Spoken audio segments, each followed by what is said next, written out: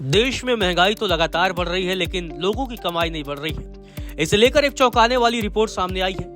भारत में नौकरी करने वालों की असली सैलरी के बारे में सबसे बड़ी बात यह है कि भारत में ये 2019 से सैलरी में कोई बढ़ोतरी नहीं हुई है, बल्कि जून 2024 में जो सैलरी उन्हें मिली वो 2019 की जून तिमाही से 1.7% कम थी। इसका मतलब यह है कि महंगाई को देखते हुए सैलरी की असली कीमत कम हो गई है।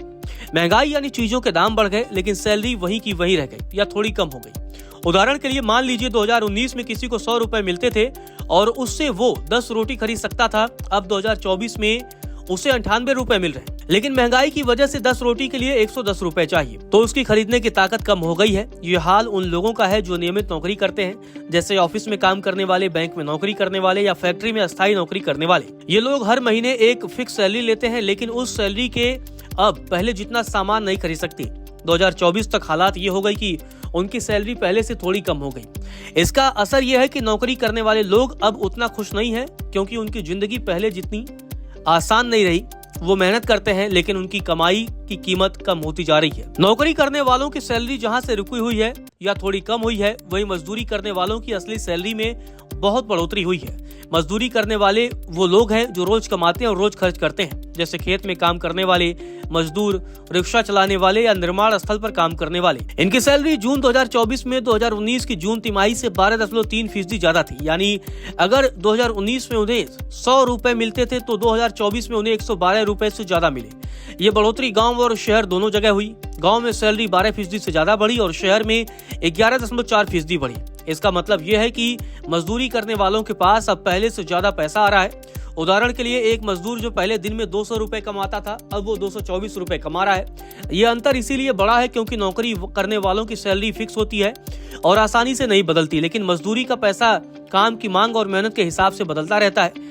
पिछले कुछ सालों में मजदूरी की डिमांड बढ़ी है, इसीलिए उनकी सैलरी भी बढ़ी है, लेकिन फिर भी इनकी जिंदगी आसान नहीं है, क्योंकि ये पैसा हर दिन का होता है और काम मिलना पक्का नहीं होता। खुद का काम करने वाले वो लोग हैं जो अपनी दुकान चलाते हैं, छोटा मोटा बिजनेस करते हैं या अपने परिवार के साथ कोई काम करते हैं। इनकी असली कमाई महामारी के दौरान बहुत कम हो गई थी। कोविड-19 की वजह से दुकानें बंद हुई, बाजार ठप हो गए थे और इनका काम रुक गया था, लेकिन मार्च 2022 से इनकी कमाई फिर से बढ़ने लगी। फिर भी जून 2024 में उनकी सैलरी 2019 की तिमाही से 1.5% कम थी। यानी वो अभी भी पहले जितना नहीं कमा पा रहे हैं। उदाहरण के लिए अगर कोई दुकानदार 2019 में 500 रुपए कमाता था तो 2024 में वो 492 रुपए ही कमा पाया। साथ ही खुद का काम करने वालों की संख्या बढ़ी है। 2019-20 से 2023-24 के बीच कुल कामगारों में इनका हिस्सा 5% बढ़ गया है। खासकर घर में बिना पैसे वाले मददगारों की संख्या बहुत बड़ी है। ये मददगार वो लोग हैं जो अपने परिवार की दुकान या काम में मदद करते हैं, लेकिन उन्हें सैलरी नहीं मिलती। जैसे कोई अपनी माँ की सब्जी की दुकान में काम करता है, लेकिन उसे पैसे नहीं मिलते। इसका मतलब यह है कि ये लोग नौकरी या मजदूरी छोड़कर अपने घर में काम में लगे रहते हैं, लेकिन इससे उनकी कमाई पूरी तरह ठीक नहीं हुई।